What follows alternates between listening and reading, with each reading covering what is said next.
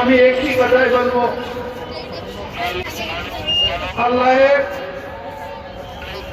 আল্লাহ চিনে, আল্লাহ নমিয়ে আমরা যেন এই নিয়ে কোনো ভিন্নতা সৃষ্টি না করি। মিডিয়া ছাড়া সবাই সরান, মিডিয়া ছাড়া সবাই আল্লাহ নবীকে অপমান করলে আল্লাহ বরদাস্ত করবেন না, এই কথা যেন স্মরণ রাখি। আল্লাহর কাছে কোনো অন্যায় করলে আল্লাহ মহান গফুরুর রহিম, রহমানুর রহিম মাফ করে দিতেও পারেন। আল্লাহর বন্ধুকে অপমান করলে মাফ পাওয়া করি।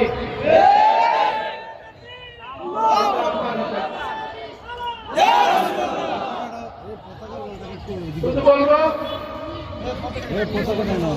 পতাকাটা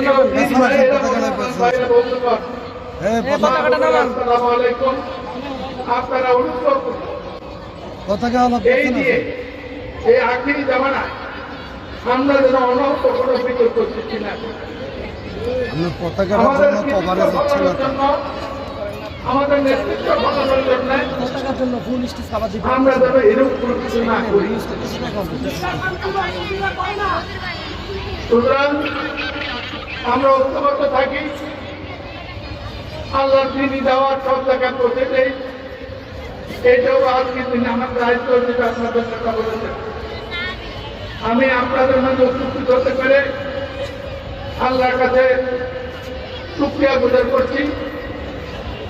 আপনাদের সাথে আমাকে রাখলে যে কোনো কঠিন দিনে আল্লাহ আপনাদের পাশে থাকার জন্য তৌফিক দান করুন, এই কামনা করে আজকের দিনে আবারও কুমিল্লাবাসীর জন্য, দেশবাসীর জন্য, আমার নেতা জনাব তারেক রহমানের জন্য দোয়াতে কুমিল্লার অসংখ্য অসমাপ্ত দুঃখ বেদনা যাতে দূর করার তৌফিক আল্লাহ দেন, উন্নয়নের পরিকল্পনাগুলো যাতে শেষ করতে পারি, কুমিল্লাকে যাতে বাঁচার মতো নগরীতে রূপান্তর করতে পারি এবং কুমিল্লার যানজট, বর্জ্য, জলবদ্ধতা, অন্যান্য হাজারো সমস্যার সমাধানে আল্লাহ পাক আমাকে যেমনি করে দয়া করে এমনি করেছেন, তেমনি করে তৌফিক এই কাজগুলো শেষ করেছেন।